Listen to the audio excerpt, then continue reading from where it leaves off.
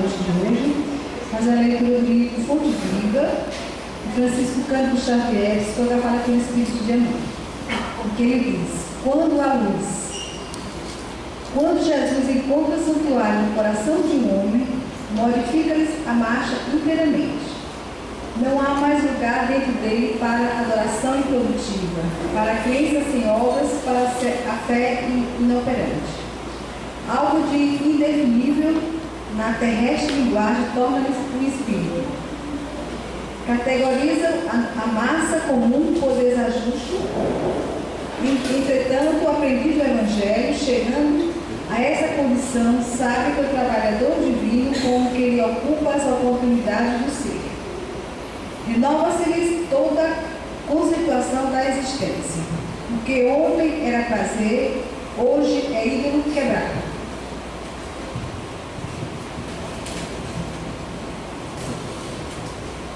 O que representava a meta a atingir é roteiro errado que ele deixa ao abandono. Torna-se criatura fácil de contentar, mas muito difícil de agradar.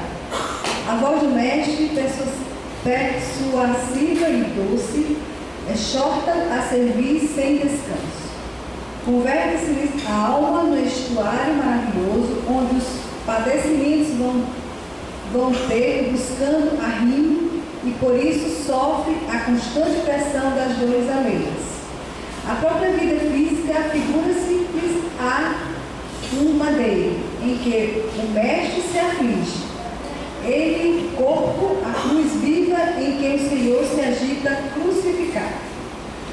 O único refúgio em que ele repousa é o trabalho perseverante no bem geral. Insatisfeito, embora resignado, firme na fé, não obstante angustiado, servindo a todos, mas sozinho em si mesmo, segue a estrada fora, impelido por ocultos e indescritíveis aguilhões. Esse é o tipo de aprendiz que o amor do Cristo constrange, na feliz expressão de Paulo. Vergasta-o a luz celeste por dentro, até que abandone as ondas inferiores em definitivo. Para o mundo será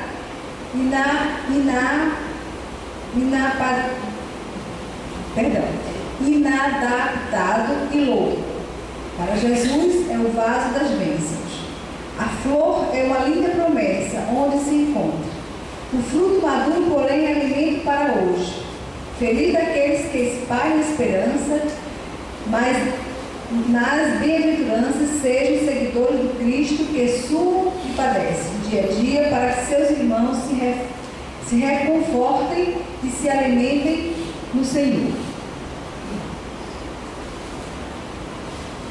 Nosso tema da noite de hoje é a reencarnação.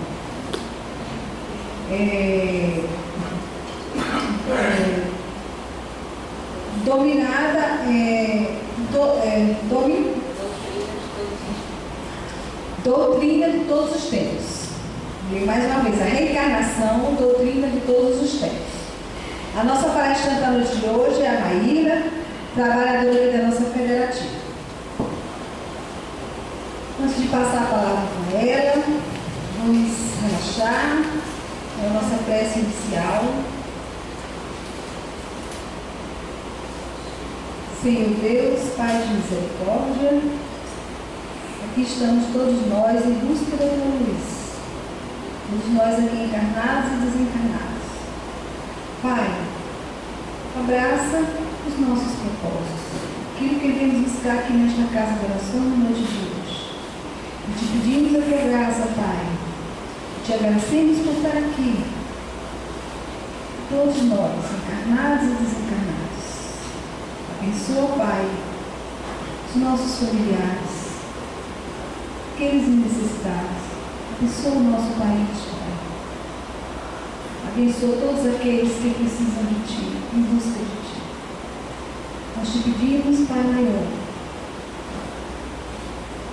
a Tua luz necessária, todos os nossos caminhos do bem, aos nossos semelhantes. Que esta luz maior vai em todos os lugares, Pai, que precisa da Tua luz. pedimos, Pai. Abençoa todos nós aqui presentes nesta noite de hoje. Com tua graça, com teu amor. Que a espiritualidade maior aqui presente, trabalhadores da noite de hoje, inspire a nossa palestrante, para que a gente possa ouvir aquilo que precisamos para os nossos corações e seguir adiante. Sejamos todos abençoados. Que assim seja. Passa a palavra para a Maína, nossa palestrante da noite de hoje. Boa noite. Então, estamos aqui hoje para falar de um tema bem conhecido, né? Da clientela espírita. De encarnação é uma palavra comum nos nossos estudos, nas nossas discussões dentro da casa espírita. Mas, talvez o nosso conhecimento sobre reencarnação, ou sobre realmente o que ela significa, é que ainda esteja bem aquém daquilo que nós precisamos desenvolver.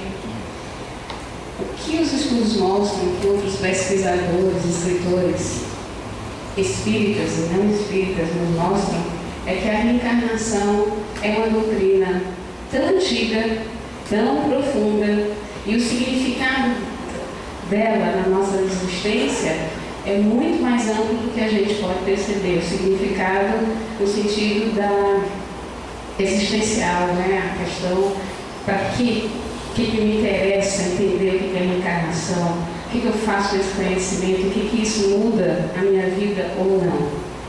E a gente vai contar, como todos nós somos estudantes, não tem nenhum especialista em espiritismo, porque até então eu acredito que somente o fundador ou o organizador da codificação possa se dizer realmente especialista, e Jesus, tendo em vista a complexidade da doutrina espírita. Então, como bons estudantes, a gente sempre tem que se basear em boas fontes, né? E eu sugiro a vocês, é lógico, a codificação. Dentro da codificação, um livro que merece muito destaque é o livro Céu e Inferno, que poucas pessoas conhecem, mas que é um livro maravilhoso. Eu lembro ainda da primeira vez que eu li o Céu e o Inferno, porque eu estava esperando outra coisa.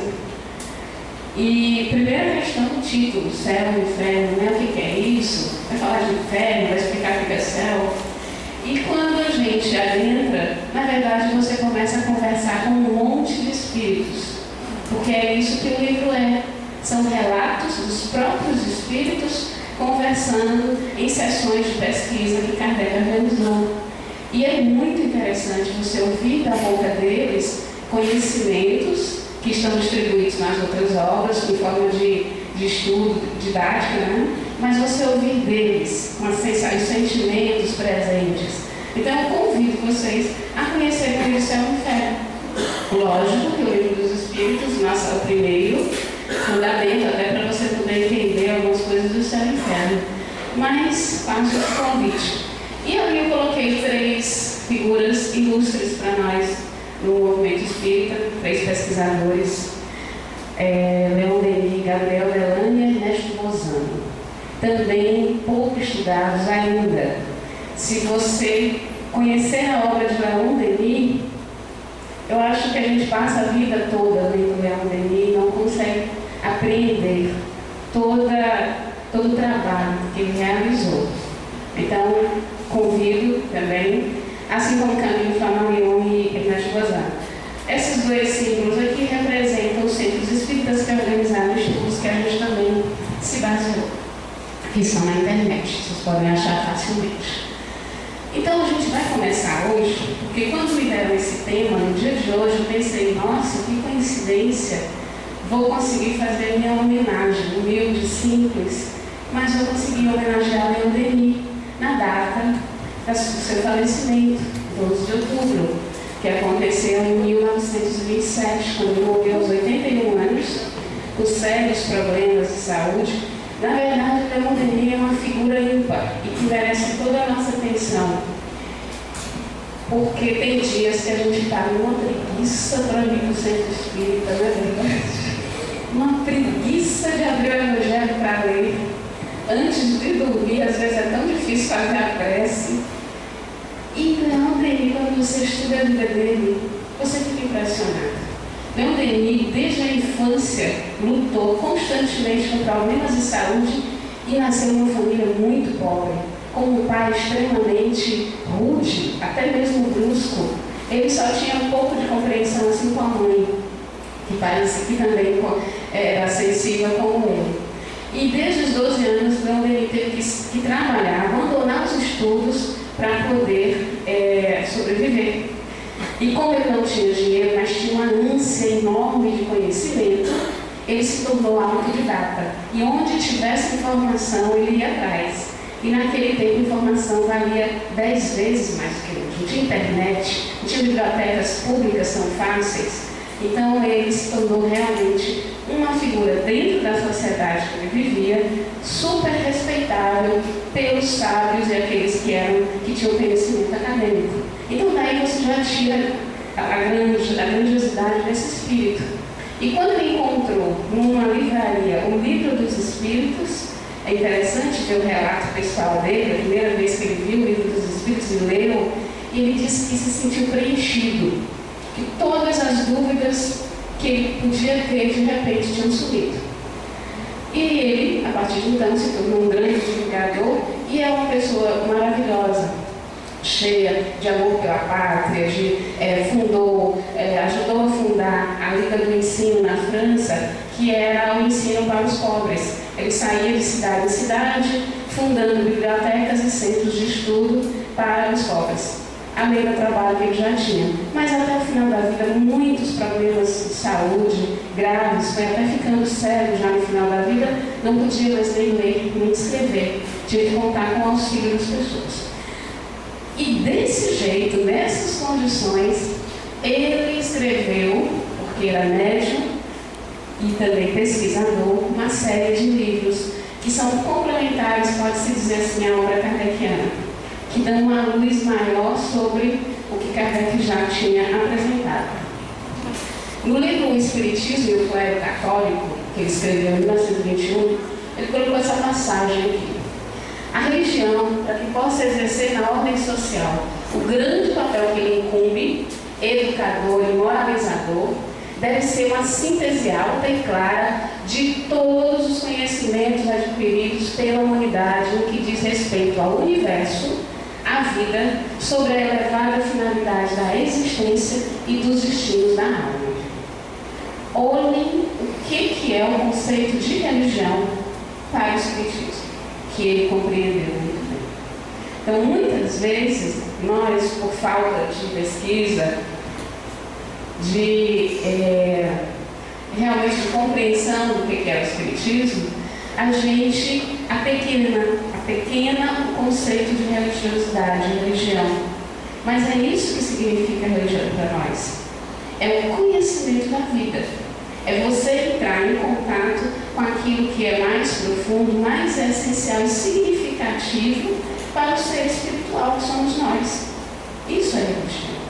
Então, quando eu estou estudando física, quando eu estou estudando matemática, quando eu estou estudando com profundidade a história, estou me dedicando a aumentar meu conhecimento e a entender melhor como é que as coisas funcionam, eu estou sendo, naquele momento, profundamente religioso.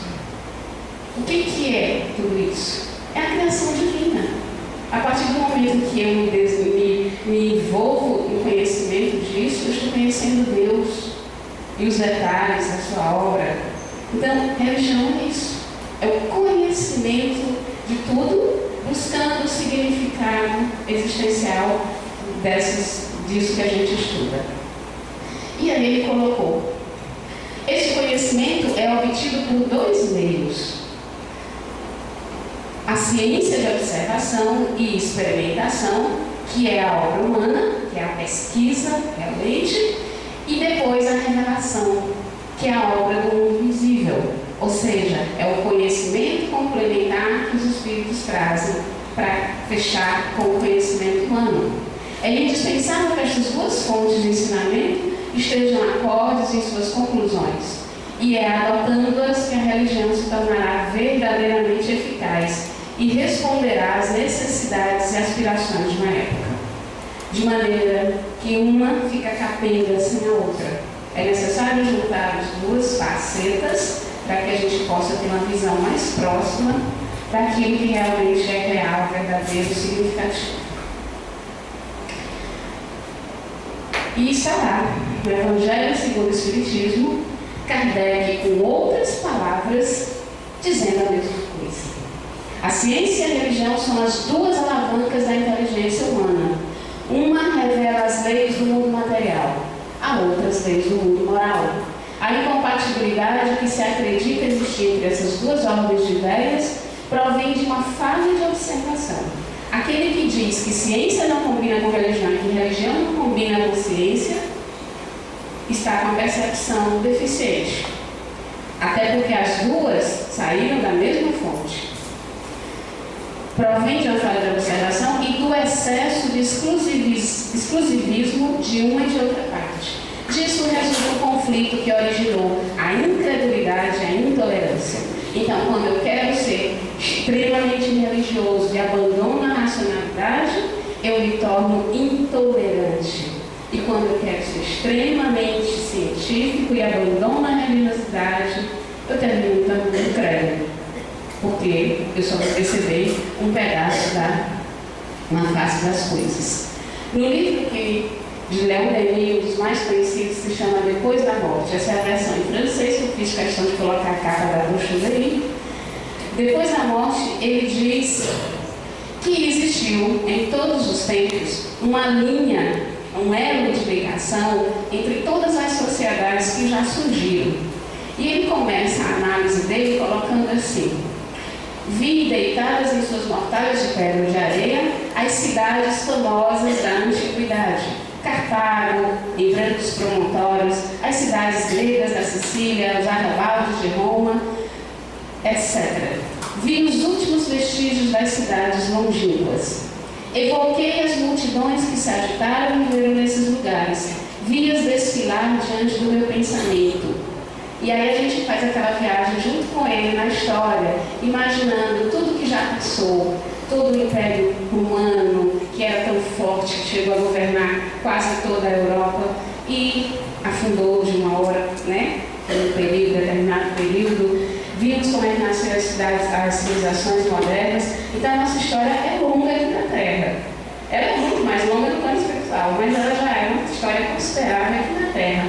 E onde é que estão os soberanos, os chefes de império, aqueles tiranos ou heróis cujos nomes foram celebrados? Onde é que está Alexandre Magno? Onde é que está o rei Filipe? Onde estão essas pessoas que foram tão significativas? Será que influenciaram tanto no futuro? E perguntei a mim mesmo, diz Leon Denis, por que essas gerações a se sucederem como camadas de areia que, acarretadas incessantemente pelas ondas, vão cobrir outras que as precederam? Por que esses trabalhos, essas lutas, esses sofrimentos, se tudo acaba com a morte? Porque era a crença, na época dele, de que tudo acabava com a morte, até o surgimento do Espiritismo. Então, para quê? Qual é o sentido de ter tudo isso, ter essa riqueza, a evolução da ciência, das artes? Para que isso tudo acabava com a morte? E fazendo esse questionamento, ele diz: quando se lança um olhar abrangente sobre o passado, quando se evoca a lembrança das religiões desaparecidas, se é tomado por uma espécie de vertigem, né? É uma história longa, né? E muito lenta a marcha. Todas as grandes religiões, no entanto, tiveram duas faces. Então, se a gente lembra dessas civilizações antigas, a gente sabe que elas tinham religiões que muitas vezes eram tomadas por místicas, cheias de figuras, de imagens. A gente lembra de Egito e lembra daquelas figuras que tinham cabeça de animal, corpo de homem, etc. Mas só que os pesquisadores, a ciência mostrou que essas religiões elas tinham duas facetas. Uma para os iniciados e outra para o povo. Uma que era a utilização da religião como forma de manipulação política. Então, para as civilizações antigas, religião era vinculada ao poder, o poder de dominar, através da ignorância e através do medo. E assim se conseguia conduzir aquele povo, que na época eram espíritos, pelo que se sabe, extremamente rebeldes, em termos evolutivos ainda, mas era fonte de poder para pequenos grupos que dominavam na época. Mas existia um outro lado, um lado profundo, e que hoje se descobre através dos pergaminhos, dos alfarrábios que se encontra isso.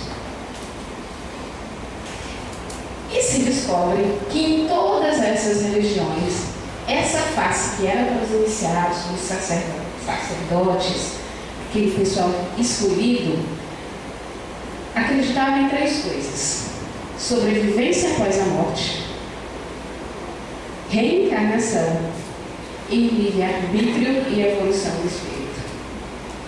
Todas as religiões antigas, em seu conteúdo mais protegido, escondido das pessoas, tinham em comum esses 3 princípios.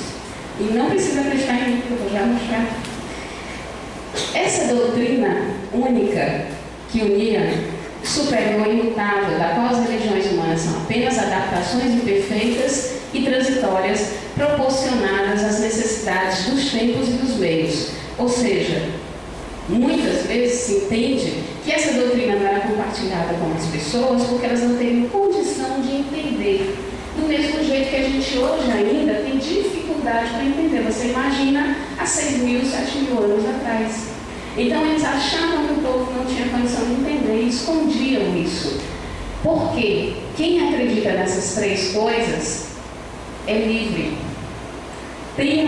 Desenvolve em si um poder de autonomia e de felicidade, de construção de felicidade, muito maior do que aquele que é dominado. Pessoas livres não querem ser dominadas. Então, essas antigas religiões tinham na religião a forma de manipular essas pessoas para se manterem no poder daquelas sociedades. A essa filosofia, essa doutrina que unia todas as religiões, agrupava-se todo um feixe de ciências. A ciência dos números, a matemática, a teogonia, a cosmogonia, a psicologia. Então, para que se pudesse entender essa doutrina, você tinha que estudar tudo, porque sozinho você não compreendia. É a mesma sensação que a gente tem quando está estudando o livro dos Espíritos. Tem hora que você tem que saber um pouquinho de biologia, um pouquinho de filosofia, um pouquinho de matemática, porque senão você não consegue aprender todos aqueles conhecimentos. Essa doutrina, a reencarnação, que estava presente em todas essas religiões, ela, no conceito básico dela, seria o seguinte: é o processo pelo qual o espírito, estruturando um novo corpo físico, retorna periodicamente ao mundo material. Esse processo tem como objetivo propiciar novas experiências e conhecimentos que auxiliam o espírito reencarnante a evoluir. Então vamos bem com cuidado, né? Um parágrafo grande. E diz o seguinte: é o processo pelo qual o espírito, estruturando um novo corpo físico. Então, quem é que cria o nosso organismo para as nossas reencarnações? O que está dizendo esse conceito? Quem é que cria o nosso organismo? Quem é que modela o organismo que nós vamos ter na próxima existência, quando a gente vai nascer? Deus? São os espíritos protetores? Quem é que modela? O próprio Espírito. E aí, às vezes, a gente se olha no espelho e diz: mas meu Deus, quem fez isso comigo, né? Você. Foi você mesmo que escolheu. E estruturou esse novo corpo. Esse processo tem como objetivo novas experiências e conhecimentos que auxiliam o espírito reencarnante a evoluir. Aí está o objetivo de se estar reencarnando. Novas experiências e conhecimentos. Então você não está aqui para ficar rico, não está aqui para ser pobre, não está aqui para casar, constituir família. Tudo isso é acessório.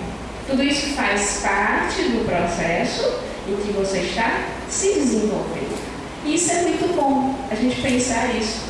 Já imaginou quantas quedas a gente tem, ou frustrações, ou às vezes a gente chama de derrota, que nada é derrota, tudo é aprendizado, e você fica, e agora, o que vai ser de mim, etc.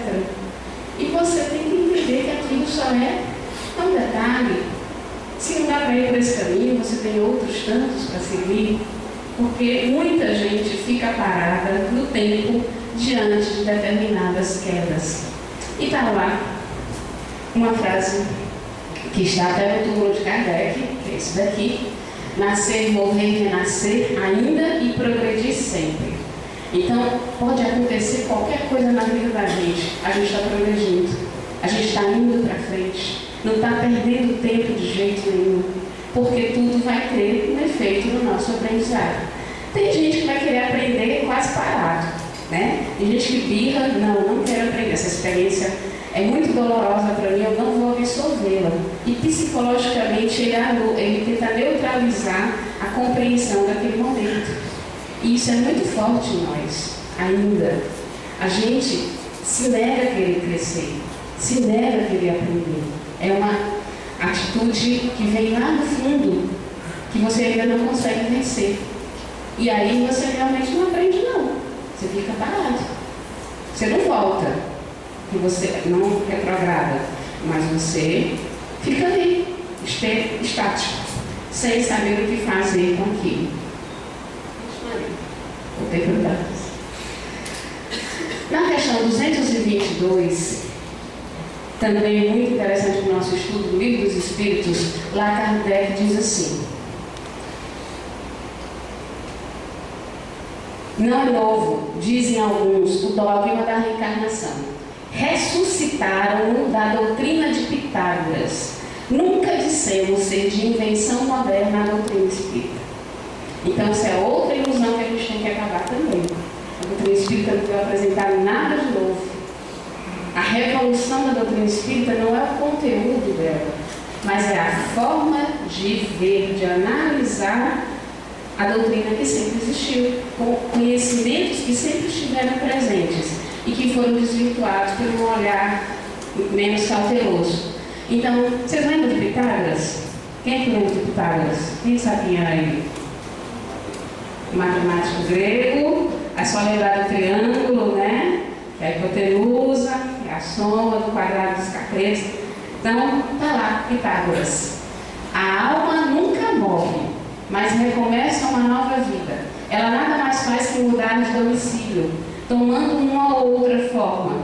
Mas, embora vivendo em vários corpos, a alma é sempre a mesma, pois só a forma muda. Então, ele disse isso entre 572 e 492 a.C. 2.300 anos antes de Kardec. Ele disse isso. Interessante, né? Mas tem mais. Está lá, Sócrates, um pouquinho mais velho, dizia: Sócrates nunca escreveu nada. Ele foi um dos maiores filósofos da história, mas ele nunca escreveu nada. Ele se negava a escrever. A gente sabe o que ele fez através dos discípulos. Um dos maiores discípulos que ele teve foi Platão.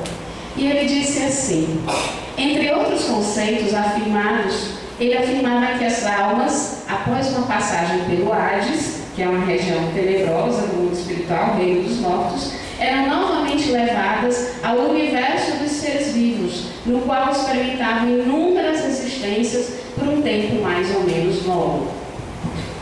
Então, quem acredita em Sócrates também vai gostar desse daqui. 3.000 anos antes de Cristo. Sócrates, 400, 500 anos antes de Cristo. 3.000 anos antes de Cristo. 4.800 anos antes de Kardec. Antes de nascer, a criança já viveu. E a morte não é o fim. A vida é um evento que passa como o dia solar que renasce.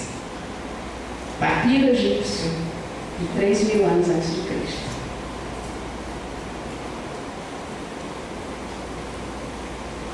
Três mil anos antes de Cristo, em outra região do planeta, a região da Índia, da mesma forma que nos desfazemos de uma roupa usada para pegar uma nova, assim a alma se descarta de um corpo usado para se revestir de novos corpos. Eu e vós tivemos vários nascimentos. Os meus só são conhecidos de mim, vós não conheceis os vossos. Quem disse isso? Foi Krishna, que na época já era iluminado na linguagem deles. Por isso ele disse que tinha conhecimento, um espírito já de alta envergadura que já tinha até condição de ver suas vidas passadas. A maior parte de nós ainda está muito longe disso aqui. Mas isso mostra que no mundo a doutrina estava lá, o conhecimento estava presente. Vamos ver o que tem mais aqui para frente. Outro texto egípcio, 1320 anos antes de Cristo. O homem retorna à vida várias vezes, mas não se recorda das suas pretéritas existências, exceto algumas vezes em sonho. No fim, todas essas vidas lhe serão reveladas. Concordam? Concorda que de vez em quando a gente dá uma sonhada, começa a lembrar de algumas pessoas, rostos que a gente nunca viu, situações, né? Muitas vezes são coisas da mente, mas outras vezes são coisas realmente do espírito. E aí a gente muda para o mundo islâmico. Quem pensou que só era na Índia, que só era no Egito, está aí. Fui mineral. Essa eu achei fantástica. Porque quem lê Leon Denis vê que tem uma passagem muito parecida com essa daqui. E Leon Denis não podia conhecer. Eu acredito que ele não poderia conhecer, porque esses textos foram descobertos já pela ciência moderna. Fui mineral, morri e me tornei planta. Como planta, morri e me tornei animal. Como animal, morri, depois fui homem. Por que teria eu medo? Vi 2000 homens que eu fui, mas nenhum era tão bom quanto sou hoje. Morrerei ainda como homem para elevar-me e estar entre os bem-aventurados anjos. Entretanto, mesmo esse estado de anjo eu terei de deixar, porque a evolução é infinita. Olha só, o poema 1210 a.C. ele está dizendo a mesma coisa que foi dito na doutrina espírita. Quando a gente diz que o homem, que o espírito dorme no mineral, sonha no vegetal, acorda no animal e desperta no animal. E só para fechar, Buda. Os seres humanos que se apegam demasiado aos valores materiais são obrigados a reencarnar incessantemente, até compreenderem que ser é mais importante que ter. Então, vocês veem que cada passagem inversa, ele vai dando uma pincelada a mais sobre o significado da reencarnação. E aí ele está colocando que nós só precisamos reencarnar enquanto ainda estamos apegados a valores materiais. E isso também está na codificação espírita. Quando ele diz que nós não vamos reencarnar eternamente, vai chegar um ponto em que você não vai mais precisar dessas experiências na matéria. Você vai evoluir de outra forma. E aí, Leon Denis tem essa frase que é muito interessante, que diz o seguinte: porque vocês devem estar se perguntando, ora, se todo mundo sabia, se estava lá esse conhecimento, por que não vingou? Por que vingou? Por que as religiões não foram nessa direção? Por que essa doutrina terminou sendo fechada, sendo isolada, sendo esquecida? Por que esses conhecimentos não se propagaram? Né? E já seria todo mundo espírita, sei lá, em vez de tanta religião no mundo? Por que aconteceu isso? Leon Denis explica. Ele diz que a verdade se assemelha às gotas de chuva que tremem na extremidade de um ramo. Enquanto estão ali suspensas, brilham como diamantes, puros no esplendor do dia. Quando tocam o chão, misturam-se com todas as impurezas. Tudo que lhe chega do alto se corrompe ao contato com a terra. Até o íntimo do santuário, o homem levou suas paixões. Então, o problema somos nós. Uma verdade tão pura, tão simples, tão bonita, que traria liberdade e felicidade para as outras pessoas, não podia ser admitida tão facilmente por nós, espíritos ainda tão falíveis e tão apegados ao poder e à matéria. Quem queria dominar nunca iria divulgar isso. nunca iria fazer questão de que isso se tornasse um conhecimento ao alcance de todos. Quem queria poder também não iria poder dividir isso com as outras pessoas. Então, foram feitas, como que a gente chama? Dá uma roupagem nova, diferente. Não vamos mostrar tudo não, mostrar só esse pedacinho aqui e vamos enfeitar com mais isso daqui, porque aí a gente não tem ele sobre a nossa manipulação, sobre o nosso poder. Um exemplo disso é que essa doutrina, que não falava nada de reencarnação em animais, terminou indo parar no desenvolvimento de uma linha de pensamento totalmente absurda que se chama metempsicose. Então, a doutrina, em várias dessas áreas do planeta que eu citei, na Índia, no Egito, na China, terminou perdendo a sua pureza e desenvolvendo e se corrompendo, se apresentando sobre uma nova face. Uma das faces dela era a metempsicose. O que é a metempsicose?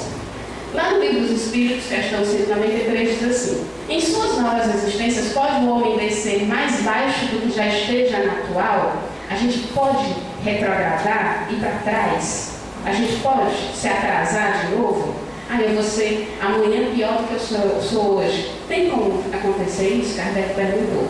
Porque a metempsicose diz que o espírito do homem reencarna em plantas, vegetais e animais. Como é que pode? Então ele pergunta para o espírito e ele responde: em termos de posição social, sim. Então hoje eu tenho poder, amanhã eu nasço sem poder, nasço pobre, nasço feio, nasço faltando um fio de cabelo, etc. Como espírito, não. Livro dos Espíritos 194. É possível em uma nova encarnação que a alma de um homem de bem anime o corpo de um acelerado, de um ser que só tem uma célula, aqueles seres microscópicos? Não, visto que ele não pode degenerar.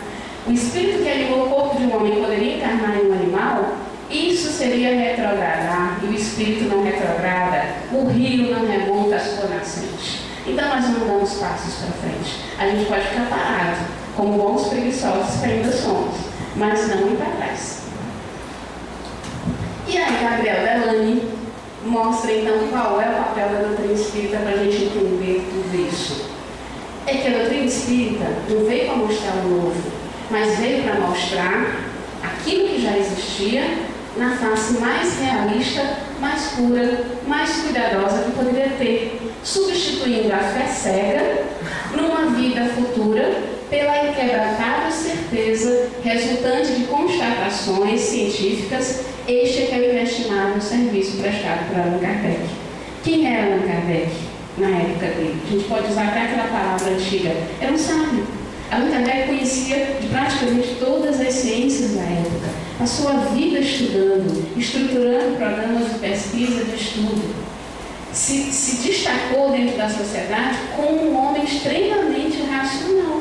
Foi para esse homem que os espíritos levaram o conhecimento da existência do espírito e da reencarnação. Porque ele teria condição de mostrá-la da sua forma mais pura. E, pela didática que ele tinha, pela forma como ele organizou o conhecimento, isso estaria acessível para todos. Não só para os iniciados, não só para um grupinho, mas qualquer pessoa que começa a estudar a doutrina espírita. Às vezes ela não sabe ler, mas ela ouve. E a gente tem muitos exemplos disso nos grupos de estudo. Eu já participei de grupos de estudo com pessoas idosas que não sabiam ler. E é impressionante, a doutrina espírita vai penetrando, porque ela vai ouvindo e aquilo faz sentido. E nós somos espíritos. Hoje ela não sabe ler, mas no passado ela tinha um conhecimento enorme, talvez. E aquilo ali vai tendo reverberação dentro dela. Então, não tem como se esconder uma doutrina dessas mais depois que o Espiritismo surgiu. E trouxe de volta a aliança entre ciência e religião, mostrando que uma não pode vigorar sem a outra, né? E ainda fez um desafio. Kardec disse lá: o Espiritismo se modificará nos pontos em que entrar em conflito com os fatos científicos devidamente comprovados. O que ele quer dizer? Ponho à prova qual é o conhecimento da doutrina espírita que não pode ser confirmado pela ciência. Se ela disser que está errado, o Espiritismo tem a obrigação de mudar, porque ele tem que andar junto junto com a consciência. Não faz sentido, não faria sentido. Então, veja, é isso que é o papel da doutrina espírita, explicando esse profundo conceito.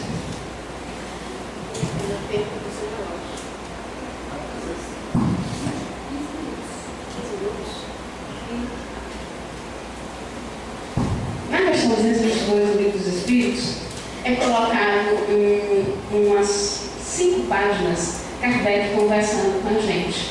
E ele coloca assim: muitos repelem a ideia da reencarnação pelo motivo de não lhes convir. E isso é muito fácil de entender. Não é fácil aceitar a reencarnação.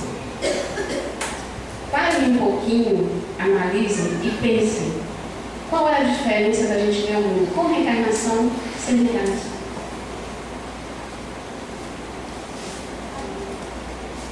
Quando eu acredito em reencarnação, eu olho para aquele cara que é pedófilo, que matou 13 crianças, enterrou no quintal da casa dele. Eu olho para ele de um jeito. Olho para ele e vejo o quê? Um espírito de longa bagagem, de muitas quedas, de muitas dores. Olho para ele e vejo um espírito que vai evoluir, que vai ter o seu momento de crescimento, de desenvolvimento, onde ele vai se libertar daquela ignorância e daquela crueldade toda. E pronto. A partir desse momento, ele deixa de ser um pedófilo para ser um espírito em processo de evolução como eu. E eu vou dizer assim para mim mesmo: e se eu já tivesse sido um pedófilo? E se eu já tiver tido o mesmo nível de crueldade que eu tenho? E eu estou aqui, consegui, me habilitei, me recuperei. E aí eu olho de novo para ele e digo: eu acredito nele. Então eu não vou desejar a cadeira, a pena de morte para ele. Eu vou desejar outra coisa. Eu vou desejar do fundo do meu coração que a gente consiga encontrar processos de reabilitação para essas criaturas e que a gente possa contribuir com elas. Eu vou olhar também para muitos dos meus parentes difíceis, né? Que às vezes a gente rejeita porque teve conflitos tão profundos.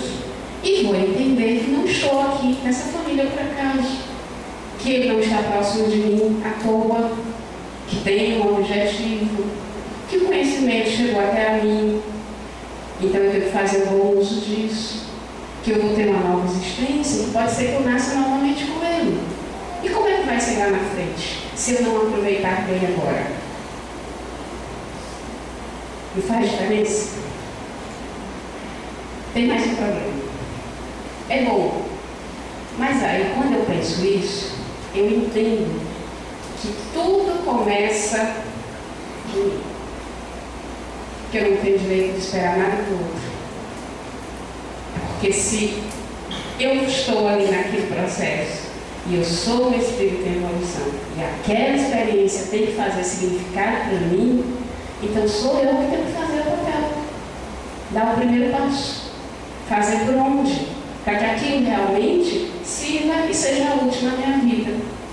Mas para eu fazer isso, eu preciso abandonar uma série de pensamentos, de posturas, de negações. Eu preciso tomar a iniciativa de realmente querer crescer, de realmente querer seguir em frente, de realmente querer introjetar em mim o significado do que Jesus falou. Não dá para ser mais só papel. Vê como é difícil?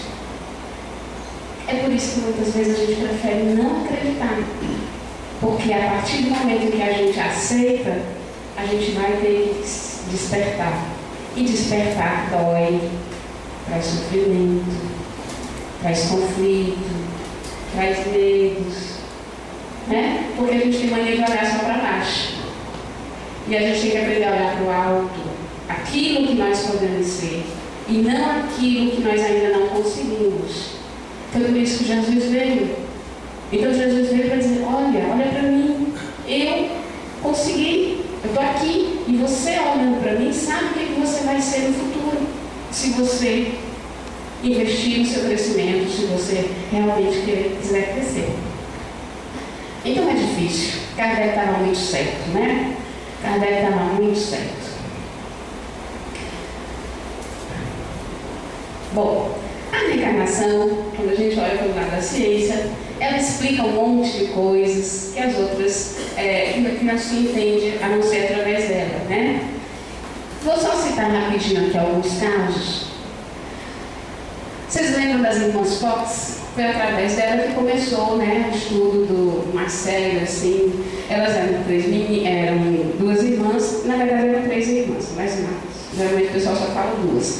Que eram protestantes, ficavam numa casinha e começaram a ouvir batidas e, brincando com essas batidas, começaram a se comunicar e descobriram que era um espírito, o Senhor Pé Rachado, que elas chamavam, e elas começaram a conversar, e isso provou uma celeuma nos Estados Unidos. Foram uma época de pesquisadores lá para essa cidadezinha de Hydersville estudar essas irmãs. E o Charles Roseman, que era o espírito que se comunicava, né? Tempos mais tarde, quase 40 anos mais tarde, foram demolir a casa e encontraram o cadáver dele realmente lá, do jeito que ele tinha dito para as meninas. Então isso deu muita força para explicar alguns fenômenos de casas mal assombradas, de réus, etc. A reencarnação também explica algumas pesquisas bem interessantes que foram feitas por cientistas sérios, como William Crookes, né, que pesquisou manifestações ostensivas de alguns médiuns. Então, aqui não tem nenhum médium, mas está todo mundo vendo o espírito. Essa aqui é um espírito, que se apresentava como Kate King. Kate King se materializou para os cientistas durante 2 anos, em sessões semanais, e ela foi pesquisada de todas as formas possíveis. Ela foi tocada, ela foi medida, ela foi pesada. Essa aqui era a médium Florence, que era bem novinha, que foi procurada por esses pesquisadores para receber ajuda, porque não sabia o que fazer com a mediunidade dela. E aí, com o tempo, foram feitas sessões e a Kate se apresentou. E a Kate se apresentou do jeito que eu estou aqui, passeando, caminhando. Ela chegava, boa noite, eu sou a Kate, e a pessoa sentia a sua pele, sentia como se fosse a quentura do seu corpo, sentia a aspereza da sua roupa, dos cabelos, a sedosidade. Ela era uma materialização perfeita que foi vista durante 2 anos e que está nos registros da ciência espiritual, principalmente através dos anais escritos por William Crookes, que era um físico e químico muito famoso da época. A reencarnação também explica uma série de situações em que crianças começam a se lembrar do passado de forma espontânea. E um dos maiores pesquisadores desses casos é Ian Stevenson. Ele era da Universidade de Virgínia. Vocês podem encontrar esse livro na internet. Você pode baixar esse livro. 20 casos de reencarnação, ele era da divisão de parapsicologia, e ele pesquisou, não foi 1, nem 2, nem 20 casos, 3.600 casos em 38 anos de pesquisa. Ou seja, traziam-se as crianças, elas davam um relato, ele pesquisava a fundamentação daquele relato, ia saber o que tinha acontecido, se era fraude, se não era. Pesquisas muito delicadas, muito extensas, porque a Universidade de Virgínia é uma das mais sérias que nós temos, né, atualmente. Sempre foi. Enquanto isso, na Índia, em outro país, o Dr. Emendra-Nath Banerjee, acho que foi na década de 70 que ele começou, não, década de 70 não, 60, né? 25 anos de pesquisa, também catalogou 3.000 casos de crianças que lembravam espontaneamente. Olha a diferença, não tem hipnose, não tem nada. A criança de repente chegava e dizia, olha, eu fui fulano de tal, morei na rua tal. Tem um caso muito interessante do menininho que ele infernizou a vida da família dele, porque ele dizia, eu não quero essa casa, eu não moro aqui, vocês não são meus pais. Eu sou fulano de tal, tenho 40 e poucos anos, eu sou rico, eu quero ir para minha casa. Ele infernizou tanto que terminou indo. Eles foram na cidade, que ficava quase 500 quilômetros de distância. Ele nunca poderia ter estado nessa cidade. Quando ele chegou, ele reconheceu as ruas, ele foi caminhando, bateu na porta de uma casa, abriu, quando abriu, ele entrou como se fosse o dono. Eu cheguei à casa, sou fulano de tal, estou aqui de novo. A moça desceu e disse: você é a minha esposa? E a mulher estava casada, né, com uma pessoa. Ele ficou com muita raiva, reconheceu todos os parentes, e assim foram muitos casos. E o que é comum nesses casos? É que quando chega mais ou menos os 14, 15 anos, se a criança teve a oportunidade de ir atrás do fato e verificar, ela começa a esquecer. Ela esquece completamente, não se lembra mais de nada.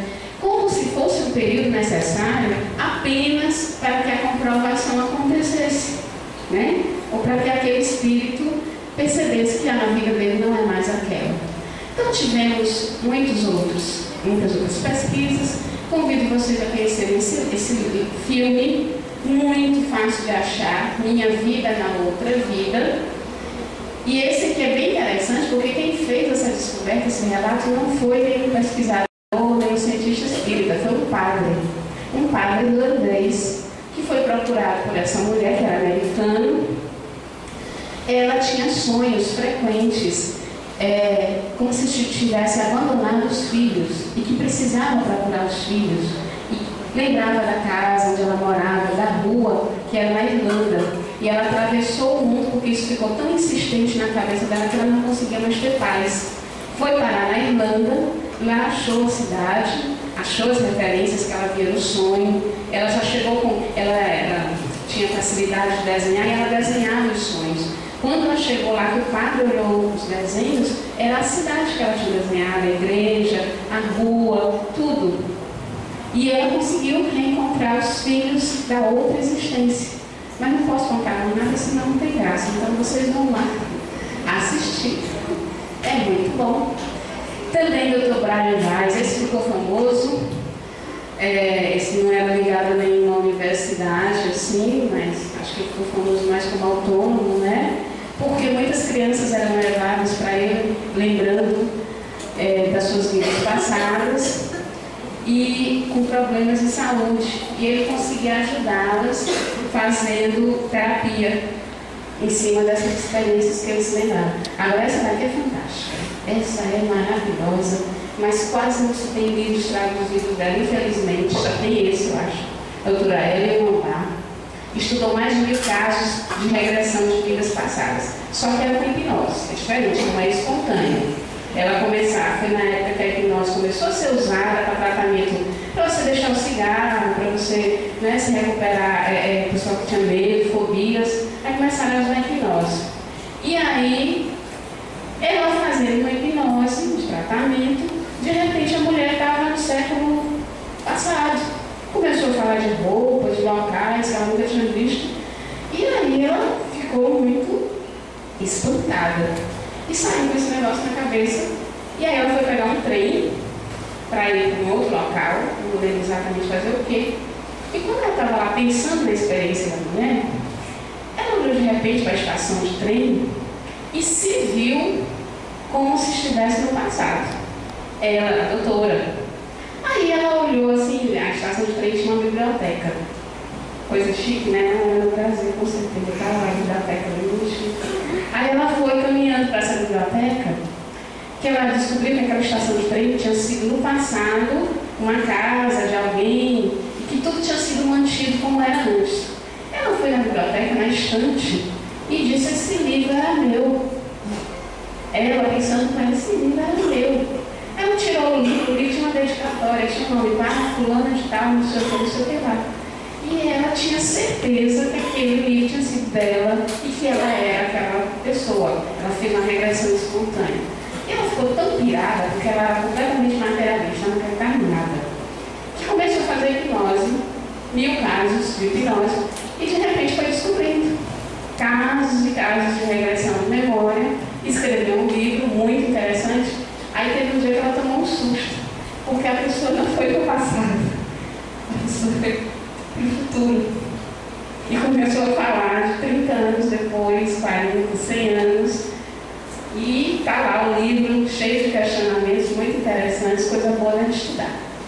também é espiritismo. Reencarnação explica, então, também as crianças prodígios, né? Aquelas crianças que lembram de, começam a falar cedo, começam a fazer contas, falar várias línguas. Lá na questão 219 do Livro dos Espíritos, Kardec, né, questiona qual a origem das faculdades extraordinárias dos indivíduos que, sem estudo prévio, parecem ter a intuição de certos conhecimentos das línguas do cálculo. E o Espírito responde: lembrança do passado, progresso anterior da alma, mas de que ela não tem consciência. De onde queres que venham afinal os conhecimentos? O corpo muda, o espírito, porém, não muda, embora troque de roupagem. Aquilo que a gente aprende nunca se perde. Às vezes ele fica bloqueado porque nessa vida não faz sentido aquilo ali. É preciso desenvolver outro lado, né? Um dos grandes exemplos, maravilhoso exemplo, este jovenzinho Kim Jong, que está vivo, você pode procurar na internet, está lá, o maior QI do mundo, né? 210. Para vocês terem ideia, o nosso QI em geral é 120, 110. O cara tem 210, né? Nasceu em 1962, é coreano, né? Com 4 anos ele já lia japonês, coreano, alemão e inglês. Com 9 anos, aí ele entrou para a faculdade. Com 9 anos recebeu o título de doutor honoris causa em matemática espacial e cálculo diferencial.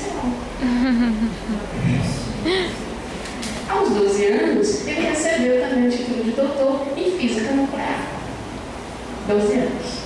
Considerado o gênio mais completo da história. Reencarnação explica. Também nós temos esse jovenzinho aí, que é em hindu, QI 146, mais tardias na Índia. Esse menino começou a fazer cirurgias aos 8 anos de idade. Cirurgia, porque lá na Índia não tem SUS. O pessoal fala muito do SUS do Brasil, mas é um dos programas mais evoluídos quando você considera outros países. E lá não tem, lá é uma miséria muito grande, miséria mesmo. O que você vê que é miséria aqui, lá tem 10 vezes mais. Então as pessoas morrem muito facilmente. No bairro dele tinha muita gente doente. De vez em quando morria, e ele começou a fazer cirurgias, a curar as pessoas de forma médica, né? Hoje ele conseguiu entrar com a faculdade de medicina. Reencarnação explica. E reencarnação explica transcomunicação, que é outro convite que eu faço para vocês. Vão saber o que é direitinho. Procurem na internet o que é transcomunicação, que é fantástico. A gente não se comunica com o mundo espiritual só através dos médiuns. A gente pode usar computador, tablet, Android, telefone. É sério. É sério. Tudo começou na década de 70, na região de Luxemburgo. Frederic Jurgenson e Constantin Haudives, cada um do seu país. O Jurgenson era um artista, produtor de arte. Ele estava gravando o som dos pássaros. Naquele tempo, aqueles gravadores grandes, aquelas fitas magnéticas. Aí ele botou na janela para gravar os pássaros. Ele gostava muito de pássaros. E aí, quando ele foi ouvir uma zoada de gente danada falando, parecia que era uma reunião embaixo da janela dele. Ele disse: gente, de onde é que vem tanta voz? Ele estava dentro da propriedade dele, fechado, trancado, não tinha nada a ver.